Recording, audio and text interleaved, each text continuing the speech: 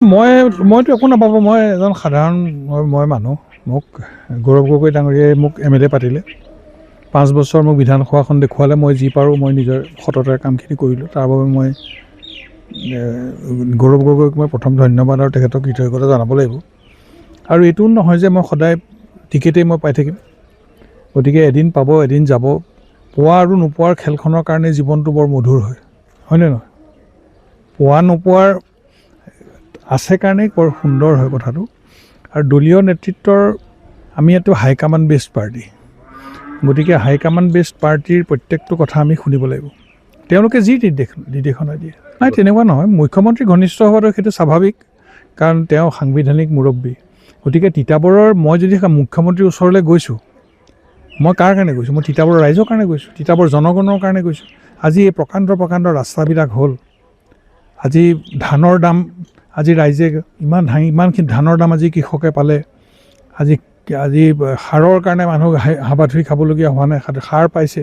তথাপিতো সাৰ ব্লেক মাৰ্কেটত সাৰটো বন্ধ কৰিবৰ কাৰণে মই বাৰম্বাৰ মই চেষ্টা কৰি আছোঁ।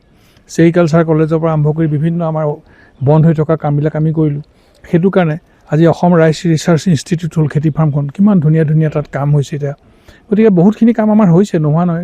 তিতাবৰত এখন অভাৰব্ৰিজ হ'ব এতিয়া, ৰেলৱে অভাৰব্ৰিজ। আমাৰ যথেষ্টখিনি আমাৰ কাম, সেই কামবোৰ কৰিবৰ কাৰণে মই মুখ্যমন্ত্ৰীৰ জনৰ ওচৰলৈ মই যাবলগীয়া হয়।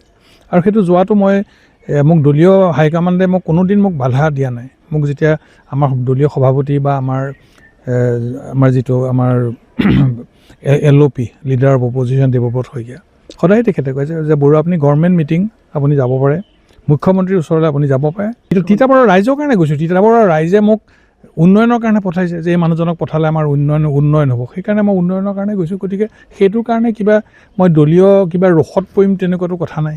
মানুহৰতো ডিমাণ্ড থাকিবই।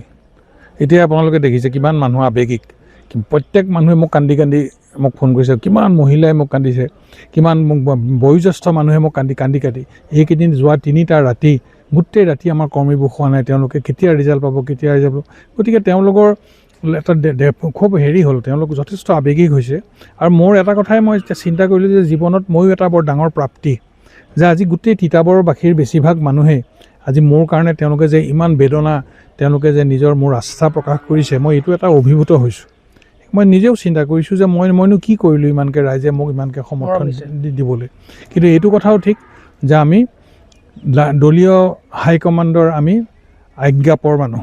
গতিকে আমি কংগ্ৰেছ দলটোত আমি ডিচিপ্লিন আমি মেইনটেইন কৰিব লাগিব, ডিচিপ্লিন আমি ৰাখিবই লাগিব। কংগ্ৰেছৰ নহ'লে দল কেনেকৈ থাকিব? কাৰণ এই বিপদৰ সময়ত আমি সকলোৱে একগোট হৈ থাকিব লাগিব। আৰু কৰ্মীয়ে ৰাইজে বিচাৰিবই। কাৰণ তিতাবৰত মই জন্ম লৈছোঁ, আৰু বিগত 40টা বছৰত আপোনালোকে জানে মই কেনেকৈ ধৰণে প্ৰত্যেকখিনি মানুহৰ লগত মই এটা অতি সুন্দৰ সময় মই অতিবাহিত কৰিছোঁ। গতিকে এইবিলাক আৰু স্বাভাৱিক কথা।